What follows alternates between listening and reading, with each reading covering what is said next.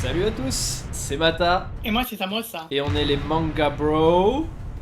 Let's go. Et aujourd'hui, review d'un chapitre assez court, Samosa, assez court. Le chapitre 1168 de One Piece, La neige d'Elbaf. Et ouais, c'est franchement le titre en dit long sur ce chapitre.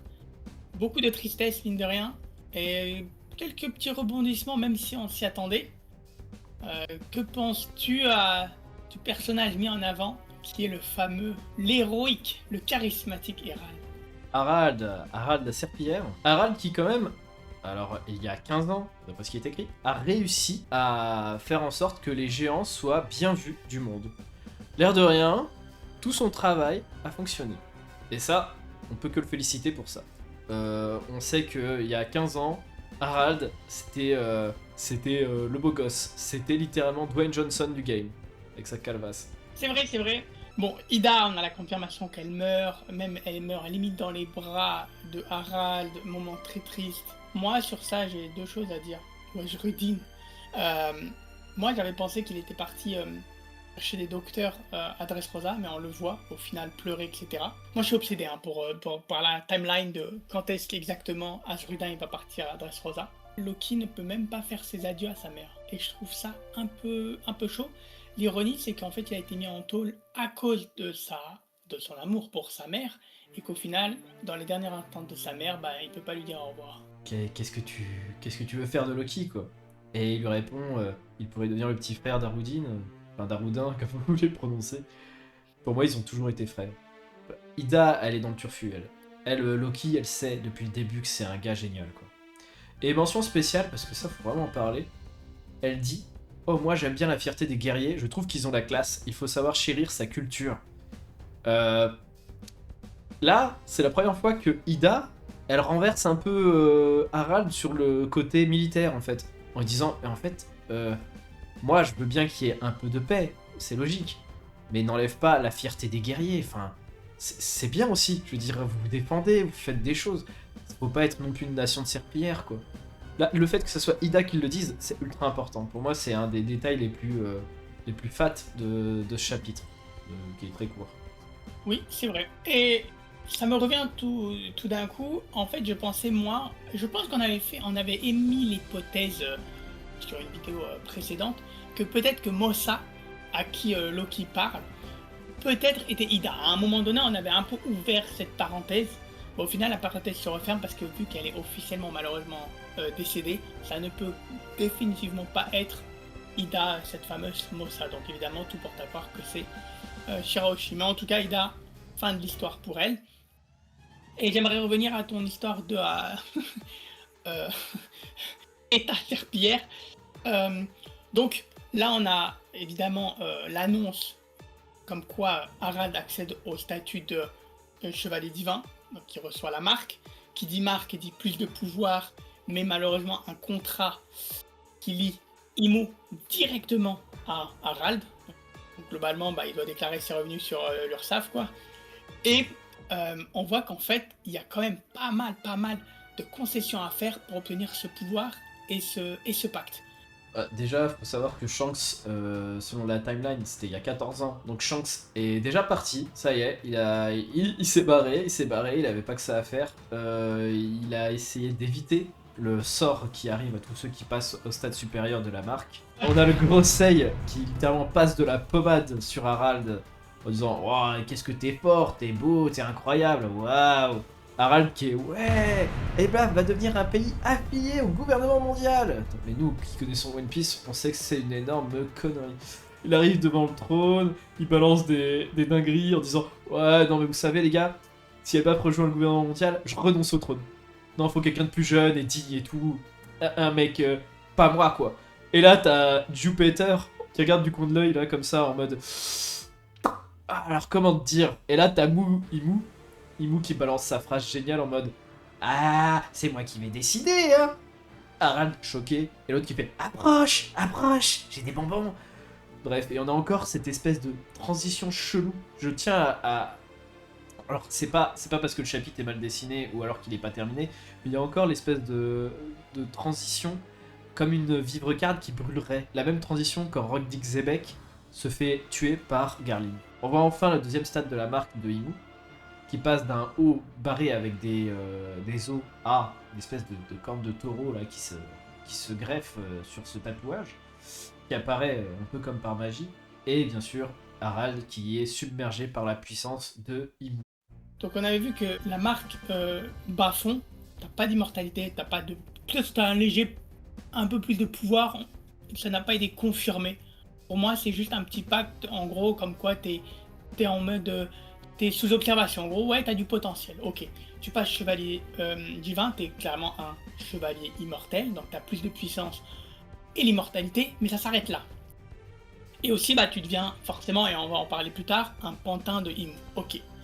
Et là, donc, je te rejoins sur ce que tu m'avais dit et sur ce que tu as dit.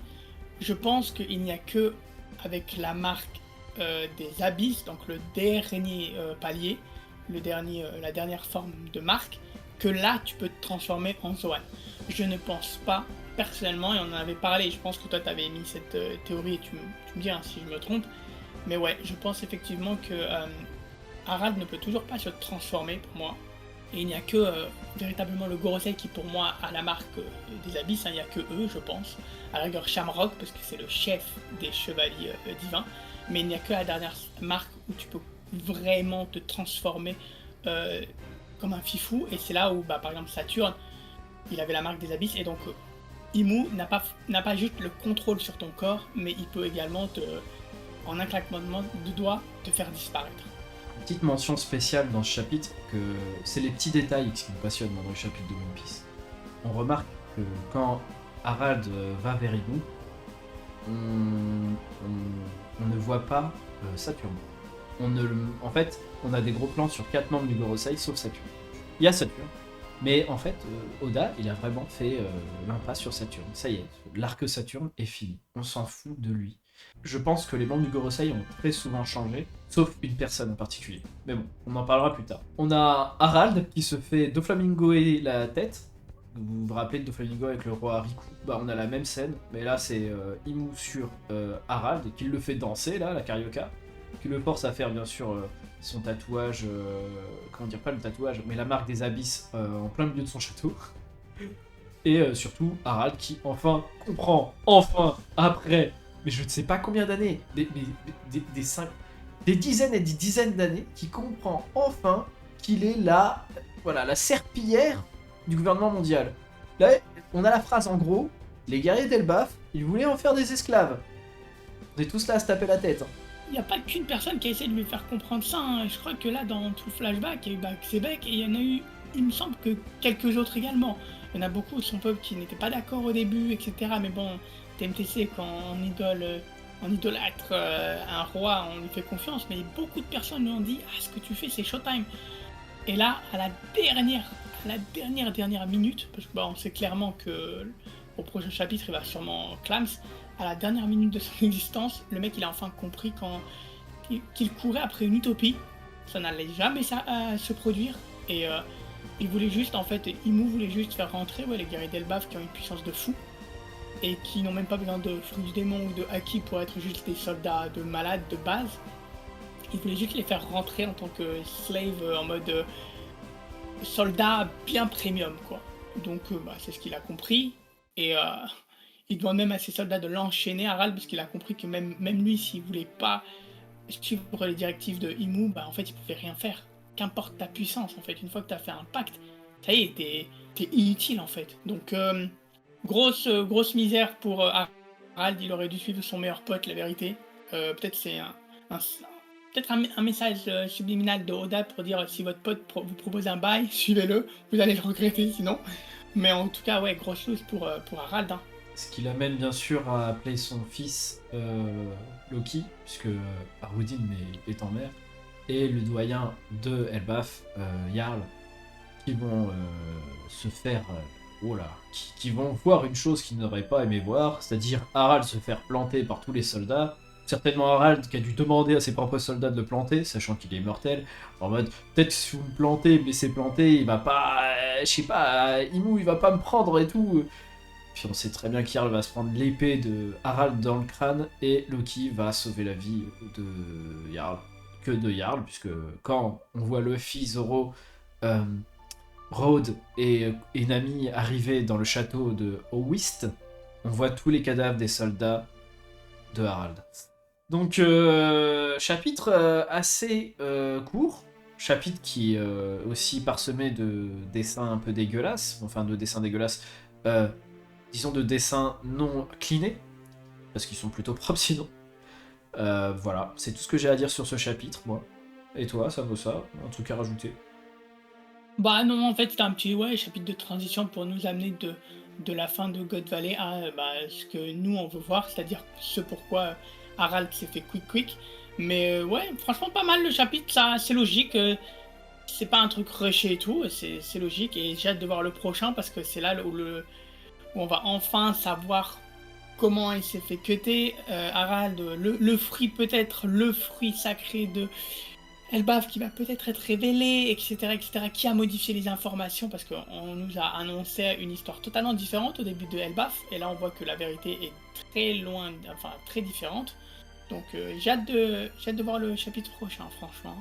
Exactement. Et si vous voulez plus de détails sur la suite, on a quelques théories qui vont sortir, notamment sur le flux du démon d'Elbaf. Donc abonnez-vous, likez la vidéo, partagez ça, partagez sur Twitter, partagez sur YouTube, sur TikTok, sur tout ce que vous voulez.